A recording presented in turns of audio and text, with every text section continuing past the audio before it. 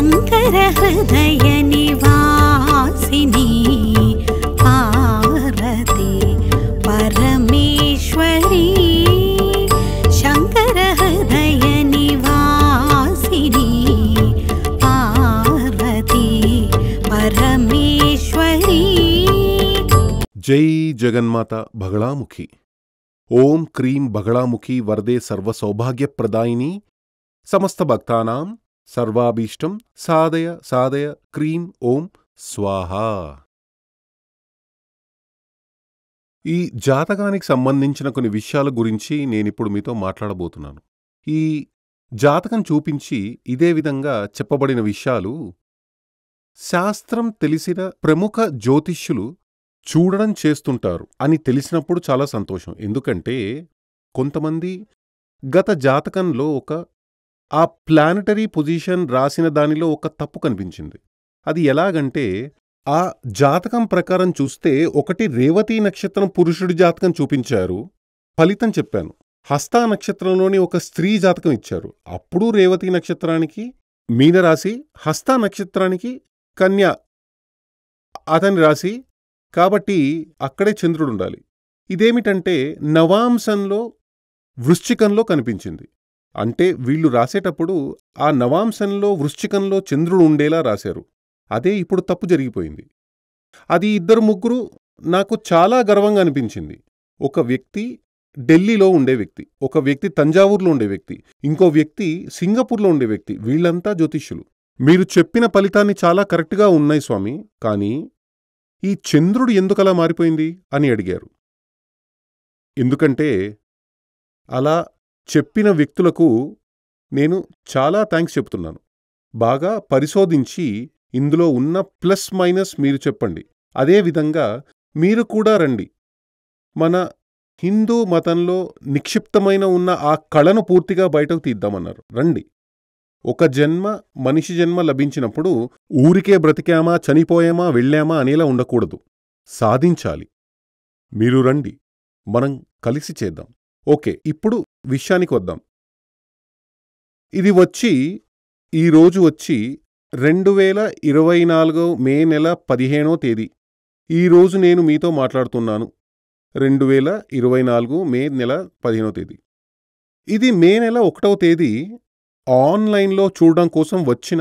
ఇప్పుడు వీళ్ళు ఎలాగంటే మనుషులు వచ్చి ఆఫీస్లో ఫోన్ చేసి డేట్ ఆఫ్ బర్త్ టైం లాంటివన్నీ చెప్పి అవన్నీ అక్కడ ఇచ్చేసి వాళ్ళు అది అపాయింట్మెంట్ బుక్ చేసి జాతకం తీసి నా దగ్గర తీసుకొచ్చి ఇచ్చారు.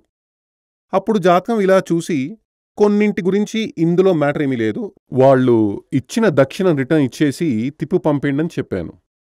చూడాల్సిన విషయం ఉంటే కొన్నింట్లో ప్రశ్న పెట్టాల్సి ఉంది, దీనిని రేపు చూద్దాం, రేపు ప్రశ్న పెట్టినప్పుడు ఇది ఇవ్వు అని చెప్పాను. కొన్నింటి విషయంలో సరే ఆ రోజు చూసి ఫలితం చెప్తాను. ఇది 1వ తేదీ వచ్చిన జాతకం అయినప్పటికీ చూడండి 12 ఏళ్లు కలిగిన ఒక చిన్నారి జాతకం ఇది. అప్పుడు ఇలా చూసి నేను చెప్పాను, ఈ జాతకంలో సమస్య కొంచెం సీరియస్గా ఉంది, ఈ అమ్మాయి పేరెంట్స్ జాతకం కూడా తీసుకోవాలి అని చెప్పాను. అప్పుడు ఆఫీస్లో ఉన్న వాళ్ళు చెప్పారు, ఓకే స్వామి అది తీసుకుంటామని వాళ్ళు చెప్పారు. ఇంతలో 4-5 రోజులు గడిచిపోయాయి, ఆ జాతకం రానేలేదు, నా దగ్గరికి పేరెంట్స్ జాతకం రానేలేదు. మరోసారి ఇదే జాతకం నా దగ్గర వచ్చింది. వాళ్ళు అడుగుతూనే ఉన్నారు, పిల్లకి ఆరోగ్య సమస్య ఉందని చెబుతున్నారు అని చెప్పారు. అప్పుడు నేనేం చెప్పానంటే హెల్త్ ప్రాబ్లం జాతకంలో ఉంది, అది సీరియస్గానే ఉంది, కానీ హెల్త్ ప్రాబ్లం మాత్రమే కాదు, ఆయుదోషం కూడా ఉంది, గత జన్మ పాపదోషం ఉంది, సీరియస్గా ఉన్న హెల్త్ ప్రాబ్లం. అదేమిటంటే జాతకం ప్రకారం అంగారకుడికి 1, 2, 3, 4 అంటే అంగారుడికి ఉన్న చోటు నుండి 4వ స్థానంలో దృష్టి ఉంది. అంగారుడికి రాహువుని చూస్తున్నాడు, దృష్టి ఉంది.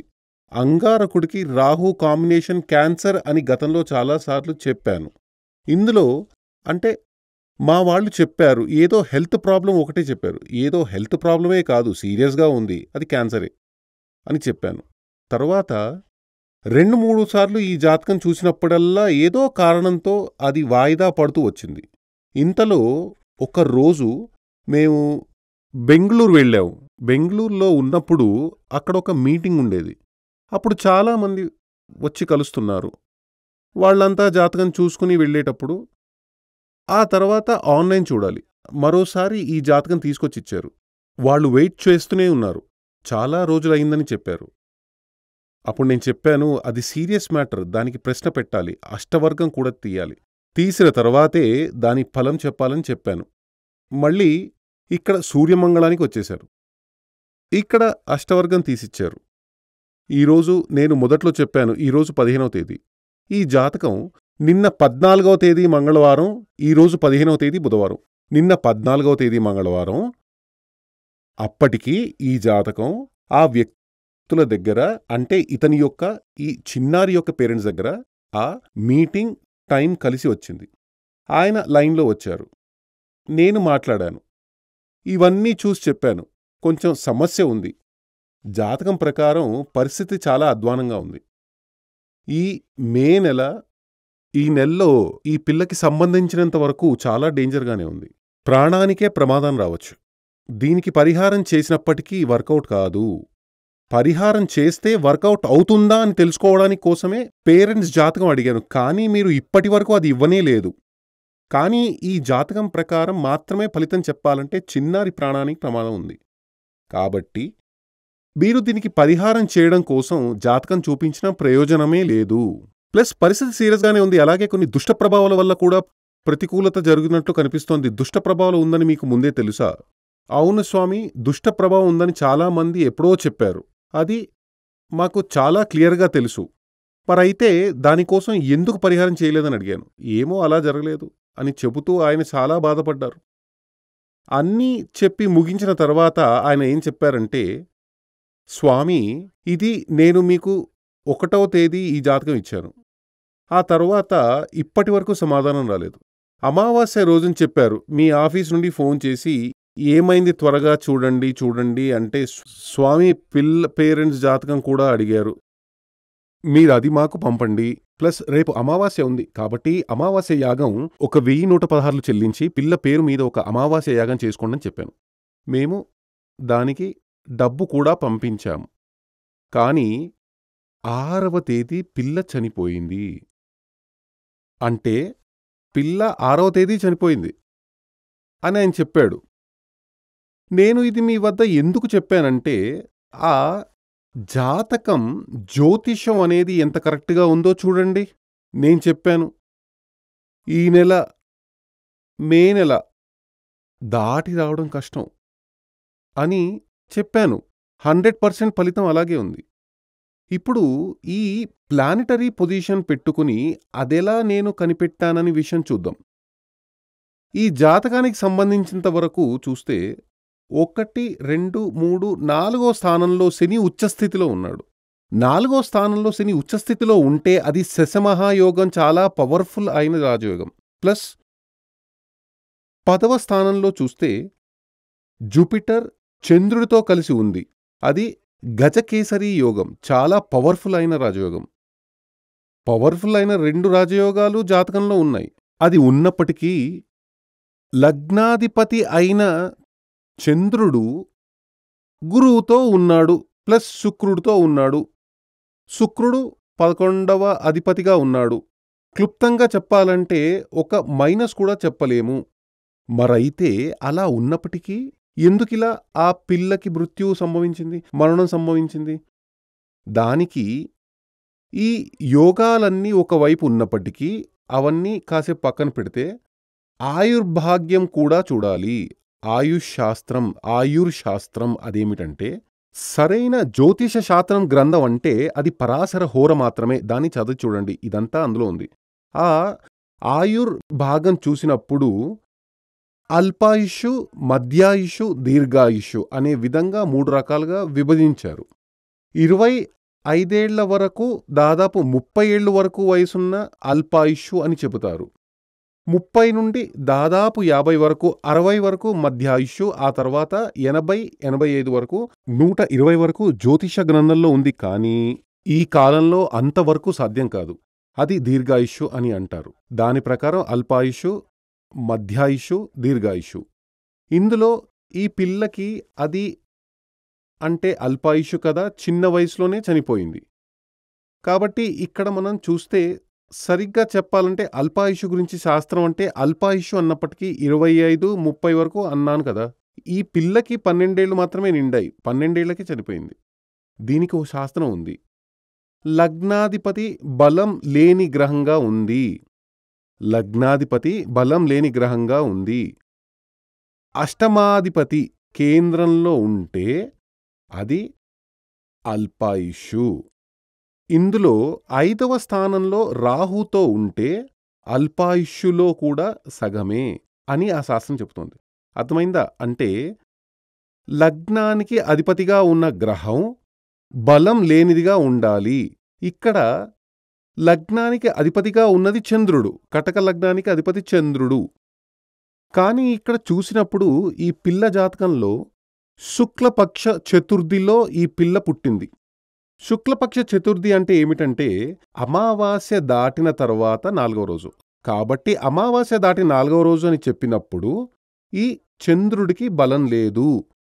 చంద్రుడు పాపగ్రహమే, దానికి బలం లేదు. అంటే లగ్నాధిపతి బలహీనమైన గ్రహంగా ఉంది. తర్వాత విషయం అష్టమాధిపతి 1, 2, 3, 4, 5, 6, 7, 8 ఇదే అష్టమం, ఆయుర్స్థానం. ఈ అష్టమాధిపతిగా ఉన్న శని 1, 2, 3, 4వ స్థానంలో ఉన్నాడు. ఉచ్చస్థితిలో ఉన్నాడనేది వేరే విషయం. ఇక్కడ ఇది జాతకంలో ఇదివరకే చెప్పబడిన అల్పాయుష్యు అని చెప్పబడిన యోగం ఇందులో ఉంది. ఇంకా ఇక్కడ ఏం తెలుస్తోందంటే లగ్నాధిపతి బలహీనంగా ఉంది. కేంద్రంలో శని అష్టమాధిపతి కేంద్రంలో ఉంది.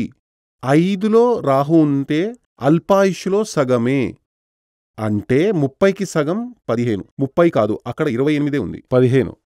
క్లుప్తంగా చెప్పాలంటే ఆ పిల్ల జాతకం అక్కడ 100% వర్కౌట్ అవుతోంది. ఇక్కడ ఇంకో విషయం, ఈ లగ్నంలో చూస్తే శని దృష్టి ఉంది. అంటే శని ఇక్కడ నుండి 1, 2, 3, 4, 5, 6, 7, 8, 9, 10 అంటే లగ్నంలో శని దృష్టి ఉంది. రాహు నుండి 7, 8, 9 అంటే రాహు లగ్నంలో దృష్టి ఉంది. అంటే లగ్నం శని దృష్టికి ఉంది, రాహు దృష్టి ఉంది, అక్కడ మాంద్యం ఉంది. ఓకే, ఇప్పుడు లగ్నాధిపతి చూద్దాం. లగ్నాధిపతి అంటే ఇక్కడ లగ్నాధిపతి చంద్రుడు కదా, వీనస్ అక్కడ రాశారు, అది జాతకంలో ఉంది. లగ్నాధిపతి చంద్రుడు, ఆ చంద్రుణ్ణి శని చూస్తోంది. చంద్రుడికి 1లో రాహు దృష్టి ఉంది. అదేవిధంగా చంద్రుడికి వెనక్కి వస్తే సూర్యుడున్నాడు. ఇంకో శాస్త్రం కూడా ఉంది. ఏ భావంతో మనం ఆలోచిస్తున్నామో ఆ భావంలో నుండి అన్ని భాగాలు మళ్ళీ ఆలోచించాలి. ఎగ్జాంపుల్, ఇప్పుడు 7వ స్థానం మాంగళ్య స్థానం కదా, కాబట్టి 7వ స్థానం గురించి ఆలోచించినప్పుడు ఇక్కడొక ఎగ్జాంపుల్ చూపిస్తాను. ఇప్పుడు చెప్పేది ఈ జాతకానికి సంబంధించింది లేదు. ఇక్కడ 1, 2, 3, 4, 5, 6, 7 మాంగళ్యం గురించి ఆలోచించేటప్పుడు 7వ స్థానం నుండి ఆలోచించాలి. ప్లస్ ఇంకా కొంచెం డీప్గా వెళ్ళి ఆలోచించాలనుకుంటే 7వ స్థానం నుండి 7వ స్థానానికి చూడాలి. అంటే ఇక్కడ నుండి 1, 2, 3, 4, 5, 6, 7 మళ్ళీ లగ్నం వచ్చింది కదా, అంటే లగ్నంలో నుండి ఆలోచించాలి, 7వ స్థానం నుండి ఆలోచించాలి. అదేవిధంగా అష్టమం గురించి ఆలోచించేటప్పుడు మొదట్లోనే మనం చూసాం, అష్టమాధిపతి అని చెప్పబడిన ఇక్కడ ప్రారంభంలో చెప్పబడిన ఆ మృత్యుయోగం గురించి చెబుతోంది. ఇంకా అష్టమంలో నుండి అష్టమం ఇక్కడ నుండి 1, 2, 3, 4, 5, 6, 7, 8 ఇది అంటే లగ్నం యొక్క అష్టమం అంటే 8వ స్థానంగా చెప్పబడే కుంభరాశి, కుంభంలో నుండి 8 అని చెప్పబడినప్పుడు అది కన్యా రాశిగా ఉంటోంది. ఈ కన్యా రాశి అధిపతిగా ఉండే గ్రహం దీనికి భావచింత అని చెబుతారు జ్యోతిష గ్రంథంలో. అంటే అష్టమము గురించి ఆలోచిస్తే అది మైనస్సు, ప్లస్ అష్టమంలో నుండి అష్టమం ఆలోచించేటప్పుడు దానికి అధిపతిగా ఉన్న గ్రహం బుధుడు ఇక్కడ నీచం. కాబట్టి ఏ వైపు నుండి చూసినా ఈ పిల్లకి ఆయుర్దోషం మస్ట్. తల్లి తండ్రి జాతకం కూడా దొరికి ఉంటే ఇంకా కొంచెం షార్ప్‌గా చెప్పవచ్చు. కానీ వాళ్ళకి జాతకం లేదో, ఇవ్వడం మర్చిపోయారో తెలీదు, మనకి దొరకలేదు. ఈయన దగ్గర ఏం చెప్పానంటే, టైం చాలా ఘోరంగా ఉంది.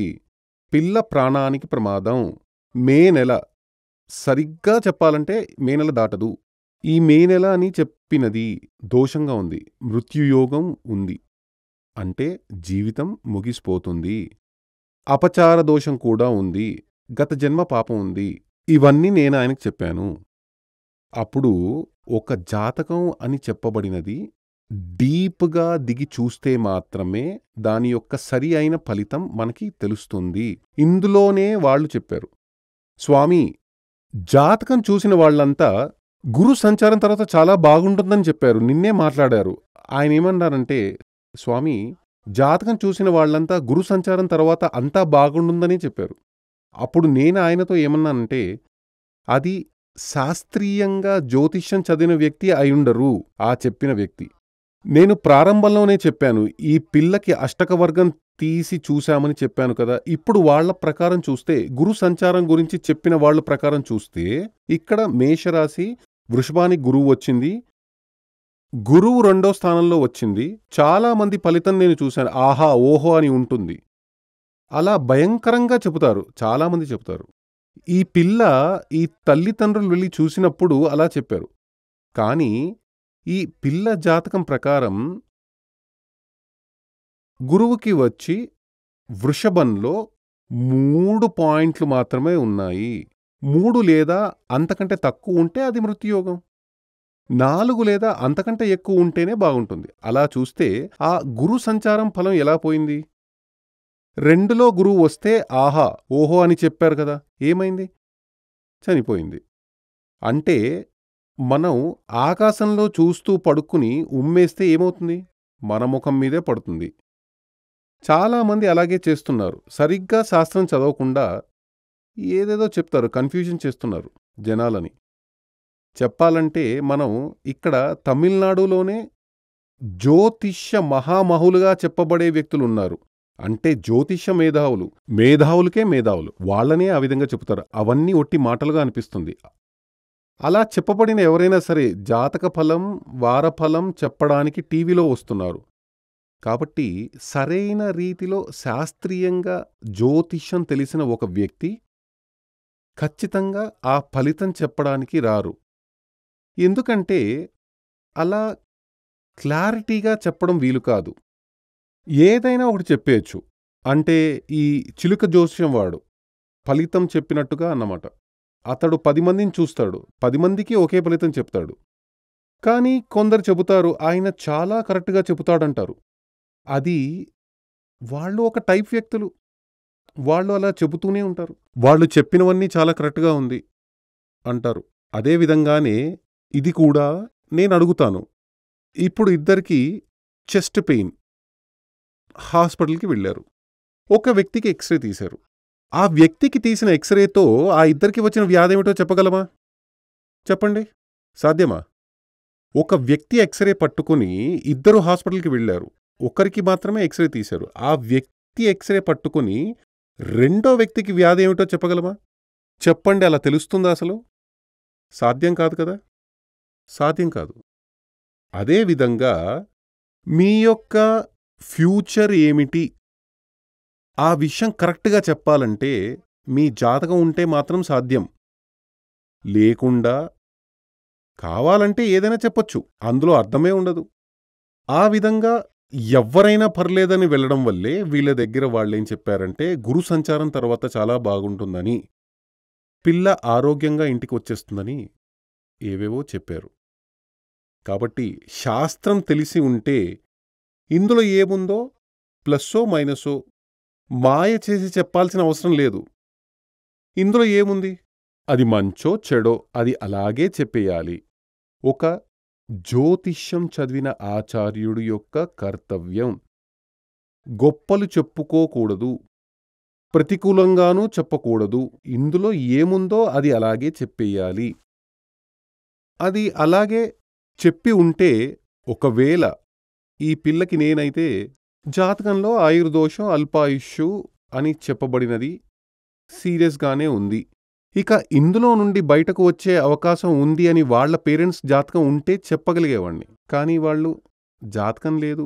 ఏమో వాళ్ళు సూర్యమంగళానికి ఆ జాతకం పంపనే లేదు. తల్లిదండ్రులకు కూడా పూర్వజన్మ పాపాలుంటాయనేదే నా యొక్క కాలిక్యులేషన్. కాబట్టి త్వరగా ఈ యొక్క దీపం ఆరిపోయింది. అంటే జాతకం ప్రకారం ఇదివరకే చెప్పినట్టుగా లగ్నాధిపతి మీ యొక్క జాతకంలో లగ్నాధిపతి పవర్గా ఉన్నాడా, లగ్నాధిపతి వీక్గా ఉంటే, బలం లేకుండా ఉంటే, అష్టమాధిపతికి లగ్నంలో నుండి 4వ స్థానంలో కేంద్ర రాశి అంటారు. కేంద్రం ఉంటే కేంద్రాధిపత్యం కాదు. కేంద్రంలో 4వ స్థానంలో ఉంటే లేదా 7లోని 10లోని ఉంటే ఖచ్చితంగా జాతకాన్ని ఒక మంచి జ్యోతిష శాస్త్రీయంగా చదివిన ఒక మంచి జ్యోతిష్యుడు వద్ద చూపించాలి. ఇంతకుముందే ఒకసారి చెప్పాను. మృత్యు అని చెప్పబడినది 101 విధాల్లో ఉంటుంది. అందులో ఒక మృత్యువు, ఒక మరణం, కాలమరణం. దానిని ఆపడమే సాధ్యం కాదు. మిగిలిన 100 మరణాలేవి అకాల మరణాలు. అకాల మరణాలు సంభవిస్తాయి. వాటిని అడ్డుకోవచ్చు ఖచ్చితంగా. దానంతటికీ ముందుగా ఏం కావాలి? మన యొక్క జాతకం. మీ జాతకానికి ఈ విధంగా ఒక ప్లానటరీ పొజిషన్ ఉంటే, అదేవిధంగా రాహు, కుజుడు, వాటి గురించి చాలా జాగ్రత్తగా ఉండాలి. రాహు కుజుడిని చూడడమో, కుజుడు రాహుని చూడడమో, రెండూ కలిసి ఉండడమో, లేదా రెండూ కలిసి ఒక యాంగిల్లో చూడడమో, ఇవన్నీ జాతకంలో ఉంటుంది. అలా ఉంటే ఒక మంచి ఆచార్యుడి వద్దకు వెళ్ళి, భవిష్యత్తులో నా ఆయుష్య పరిస్థితి ఎలా ఉంది, సీరియస్గా ఏదైనా సమస్య ఉందా, అలా ఉంటే అది రాకుండా అడ్డుకోవచ్చు. అందుకోసమే ఏం చేయాలి, ఇవన్నీ అడిగి దానికి అవసరమైన పరిహారాలు చెయ్యాలి. ఒక ఆయన అడిగాడు, పరిహారాలు చేస్తే తలరాత మార్చగలమా స్వామి అని. నేను అడుగుతున్నాను, మీకు ఒక వ్యాధి వచ్చింది. ఆ వ్యాధిని ఏం చెయ్యలేమని ఇంట్లోనే ఉండడం తెలివైన పనా, హాస్పిటల్లోకి వెళ్ళడం తెలివైన పనా? ఏది మంచి పని? బుద్ధి ఉన్నవాడు హాస్పిటల్లోకి వెళ్ళి చికిత్స చేయించుకుంటాడు. అంతే తప్ప ఇది నా విధి అని ఇంట్లో ఉండిపోడు. అదేవిధంగా మనకి వచ్చే దోషాలన్నిటికీ కారణం పూర్వజన్మలో పాపదోషాలే. ఆ పూర్వజన్మ పాపాల వల్ల కలిగే సర్వదోషాలకు వేదశాస్త్రాల్లో పరిహారాలు చెప్పబడి ఉన్నాయి. ఇప్పుడు ఒక వ్యాధికి 10 మందికి ఒకే వ్యాధి, ఒకే మందిస్తాం. అడ్మిట్ చేసి హాస్పిటల్లో అందరికీ ఒకే రోజులో నయమైపోదు కదా. కొంతమందికి నయం కాకుండా చనిపోతారు కదా. అప్పుడది ట్రీట్మెంట్ ఫలించకపోవడం వల్ల వచ్చింది. ఎందుకంటే ఆయన ఆయుష్ అక్కడతో ముగిసిపోయింది. అదేవిధంగా కొందరి జాతకాలు అపూర్వంగా ఉంటాయి. ఈ పిల్ల జాతకం చూసినప్పుడు దీనికి ఏ పరిహారం చేసినప్పటికీ అది వర్కౌట్ అవ్వదు. కాలం ముగిసిపోయింది. అలా చెప్పడానికి కారణం ప్లానటరీ పొజిషన్ కరెక్ట్గా ఉంది. దానికి కొంచెం కష్టపడాలి. ఇవన్నీ చదవాలంటే అలా చదవడం వల్ల. అదేవిధంగా అన్నింటినీ బాగా చదివి, మన శాస్త్రం అమూల్యమైనది, వెలకట్టలేని ఒక బంగారం కంటే, వజ్రాల కంటే కాస్ట్లీ ఇవన్నీ. హిందూ వేదశాస్త్రాలు శాస్త్రబద్ధంగా మీరు చదవండి, నలుగురికి చెప్పండి. మన శాస్త్రం అందరికీ తెలుసు, ప్రపంచంలో తెలిసిందే. ఇండియన్ ఆస్ట్రాలజీ అంటారు. అయినప్పటికీ దాని యొక్క మహత్యం ప్రపంచవ్యాప్తంగా ఈరోజు యోగశాస్త్రం వ్యాప్తించినట్టుగా ఇది అందరికీ తెలుసు. కానీ రహస్యంగా వచ్చి చూస్తున్నారు. పబ్లిక్గా ఎవరు చెప్పారు? అదేమి శాస్త్రమో అలా ఎందుకు తెలియడం లేదో.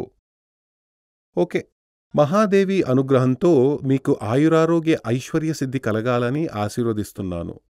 మళ్ళీ ఇంకోసారి చెబుతున్నాను, ఈ జాతకాలు ఇంతకుముందే చూసి నాకు కొన్ని సలహాలిచ్చారు, కొన్ని ఒపీనియన్స్ చెప్పారు. ఆ మహాత్ములకు ఖచ్చితంగా కృతజ్ఞత తెలియజేస్తున్నాను. శ్రీ సూర్యమంగళం అద్వైత వేద విద్యాపీఠంలో తాంత్రిక పూజల్లో సిద్ధహస్తులైన ఎందరో ఆచార్యులు అమావాస్య, పౌర్ణమి రోజుల్లో ప్రత్యేక యాగాలు నిర్వహిస్తారు. ఈ యాగాల్లో పాల్గొనడం ద్వారా తల్లి శ్రీ బగళాముఖీదేవి అనుగ్రహం వల్ల సర్వదోషాలూ పోయి సకల సౌభాగ్యాలు మనకు కలుగుతాయి.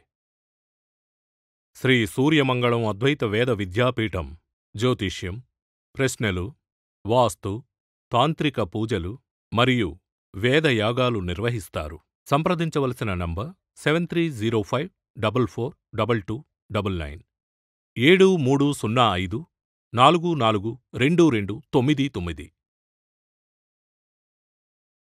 చెన్నై, కోయంబత్తూర్, బెంగళూరు, హైదరాబాద్, విజయవాడ, ఢిల్లీ, ముంబై, తిరునల్వేలి, టెక్సాస్.